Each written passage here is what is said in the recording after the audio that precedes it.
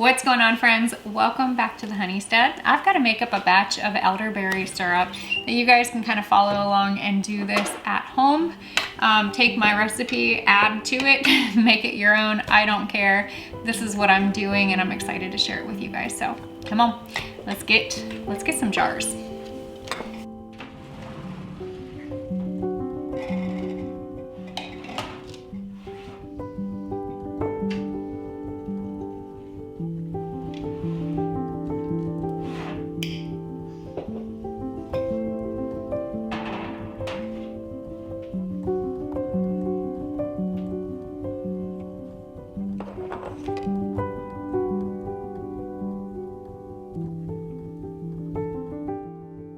So traditionally, whenever I make my elderberry syrup, I love to add elderberries, cinnamon sticks, or cinnamon chips. I also really enjoy adding ginger into it. And then I think I've shared in the past, I'd have to look back at some of my notes, but I've also added clove, and then I have added anise, some Star Anise. Now, the other thing that I would like to add to this to see what I think, to see if it tastes good, which I'm sure it will, is add a little bit of organic dried orange peel, which there you go.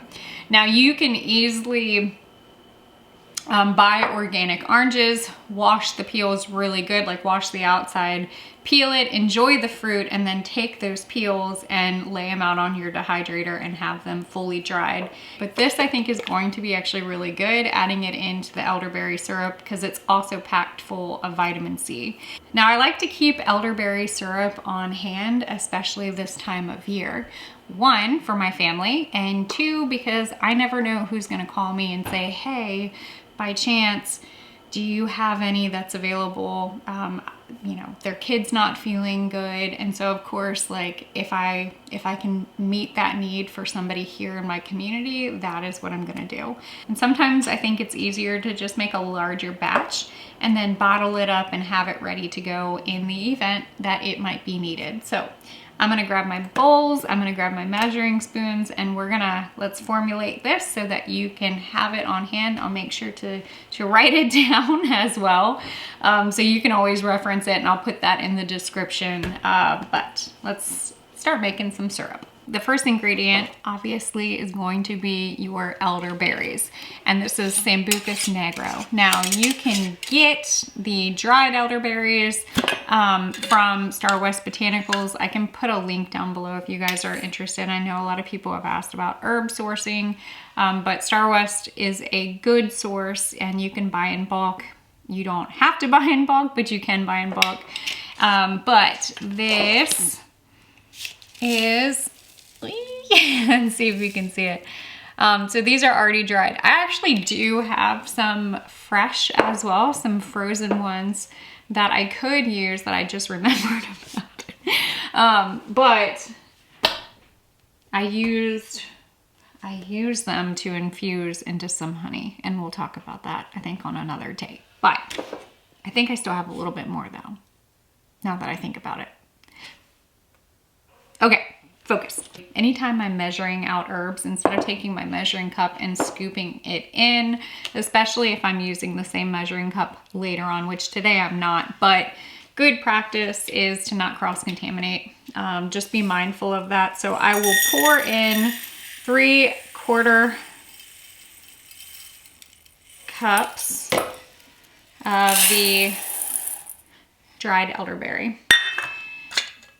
And then I like to do, oh, it smells so good. Then I like to do a tablespoon of my ginger.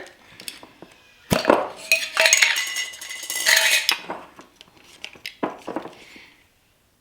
gonna make a mess. I'll try not to. Anything that volunteers, I'm just gonna be like, that's a little extra. So I will do a tablespoon of dried ginger. You can also do fresh ginger if you have it. I have some dried.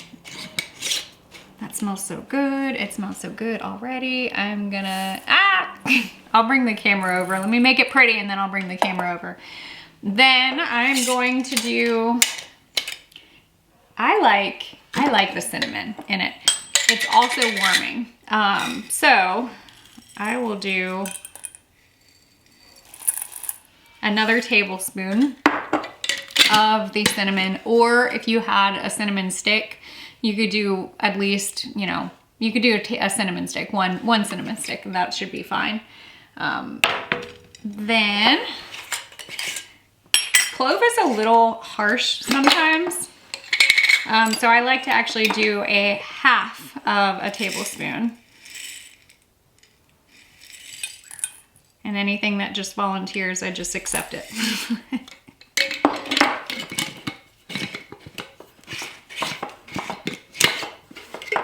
Now, the orange peel, I'm thinking I'm gonna do a full tablespoon of the orange peel. Because, what?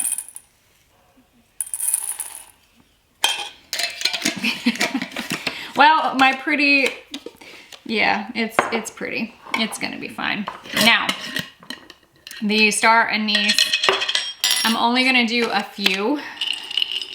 Let's see. Like 3. Or maybe 4. This is really pretty. We can play around too with other recipes if you guys want to try, but I figured this would be a fun one to give it a shot. I'm gonna use this to mix because it's fine. But I actually I like this. It smells really good. There's something about cinnamon and clove and the orange peel to me that just kind of makes me think of like fall and winter. And my favorite thing to do is as soon as I'm done making the elderberry syrup, when it is cooling just a little bit, when it's cooled down, and I'll add in my honey. I love the taste of it while it's still like warm. Now I keep it in the refrigerator too, but there's something about the taste of warm, fresh elderberry syrup. Then I'm gonna add 3 cups of cold water to a pot, and we're gonna bring that to boil.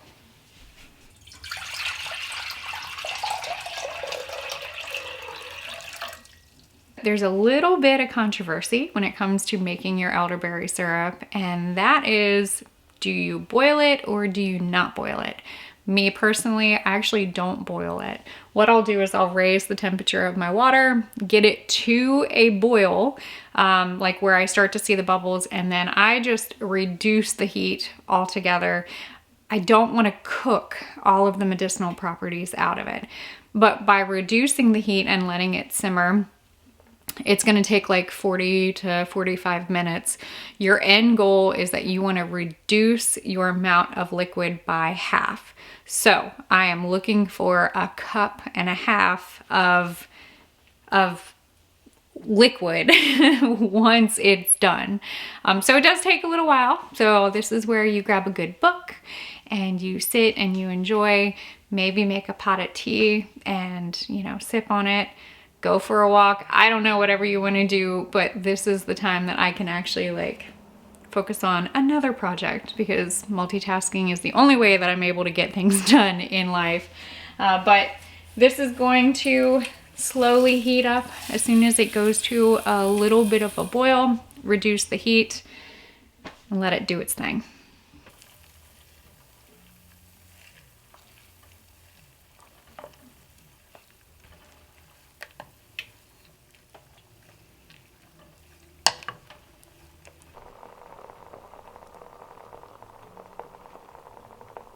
Just now starting. So I'm gonna go ahead and start reducing the heat by half, and I'm gonna go ahead and cover it.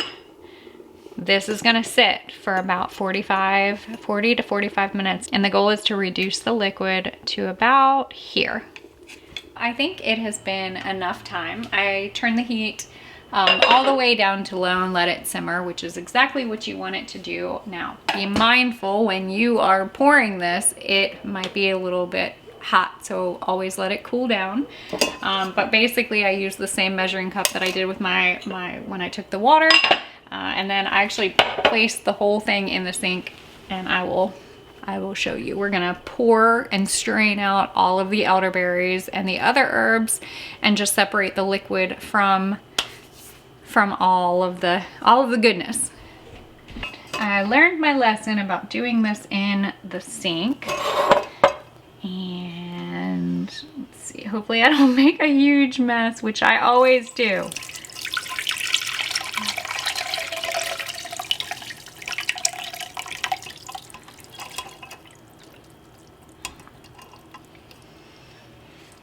Get all of that out.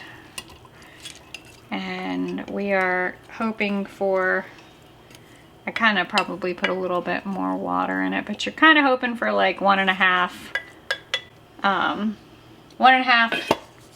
2 cups of water. I could probably let it simmer a little bit longer, but it has been simmering for a little while. Yeah, and then all of this, we take all of this, and instead of just tossing it, I do compost it.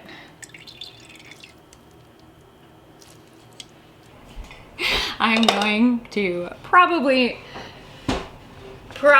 make a mess, because you all know. So we have 1.5, it ended up being pretty accurate. So 1.5 cups of the elderberry juice. Now we're gonna make it into the syrup, which is adding in your honey. I like to add about a cup of honey to my elderberry syrup so that it is nice, it's sweet, it's good. But the trick is you don't want to add in your honey when the syrup is still really hot. I like to let it cool down to where it's, you know, easily touched. If you want to take a temperature of it and make sure that you don't actually kill the properties that are in the honey, 95 degrees is about appropriate temperature wise. Basically, if it's not steaming and I can touch it without, you know, scalding myself, I think that it's gonna be just fine. So I'm gonna eyeball, because we'll add about, I'm gonna add about a cup of honey, maybe a little bit more. It depends if I have a heavy hand. And yes, I do have a bucket of honey that we use. It's just a lot easier than measuring it out, but you can absolutely measure this. I feel like if I look at you guys, I'm gonna like turn, and then honey is gonna just completely drip everywhere. So I will pay attention to what I'm doing. Yep. We might have added a little more than a cup. Let me get my spoon, and then we can mix this together. So now just mix it all together.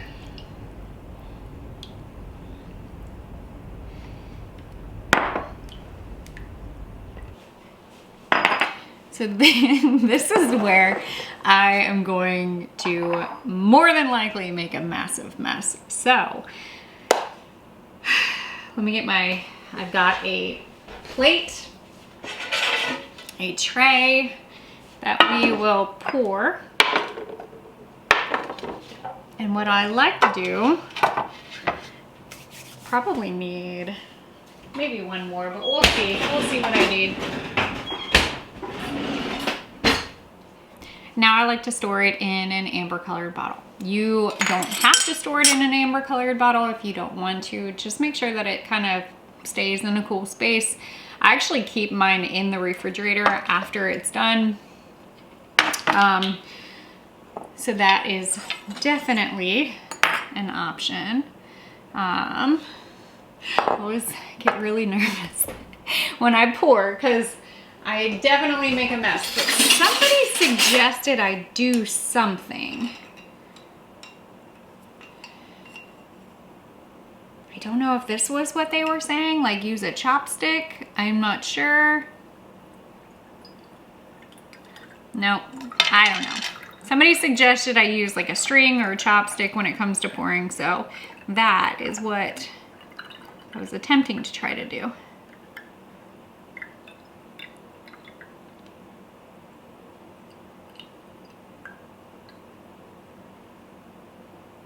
Perfect.